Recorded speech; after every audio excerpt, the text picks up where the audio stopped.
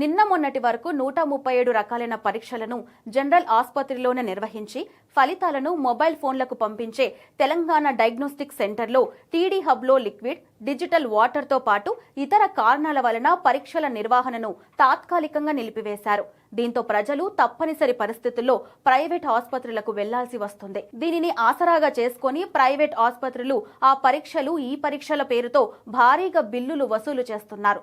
నల్గొండ జిల్లా మర్రిగూడ గ్రామానికి చెందిన శ్రీదేవి అనే బాలిక జ్వరంతో బాధపడుతూ ఉండటంతో కుటుంబ సభ్యులు దేవరకొండలోని ఓ మల్టీ స్పెషాలిటీ ఆసుపత్రికి తీసుకువెళ్లారు. అయితే మలేరియా, డెంగ్యూ, థైరాయిడ్, సిబిపి వంటి పలు రకాలైన పరీక్షలు నిర్వహించి 18,000 బిల్లు వసూలు చేయడమే కాకుండా 3,000 రూపాయల మందులు రాసిచ్చి 3 రోజులు రెస్ట్ తీసుకుంటే సరిపోతుందని చెప్పారు.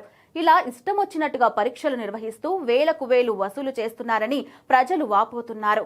ఏ పరీక్షకు ఎంత వసూలు చేస్తున్నారనే దానిపై ఎలాంటి ధరల పట్టికలు లేకపోవడంపై ప్రజలు ఆందోళన వ్యక్తం చేస్తున్నారు. దీనిపై నల్గొండ డిఎంహెచ్ఓ స్పందించింది. జనరల్ ఆసుపత్రిలో అన్ని రకాలైన సౌకర్యాలను ఏర్పాటు చేశారని, ప్రైవేట్ ఆసుపత్రుల్లో ధరల పట్టిక ఏర్పాటు చేయాలని ఆదేశించారు.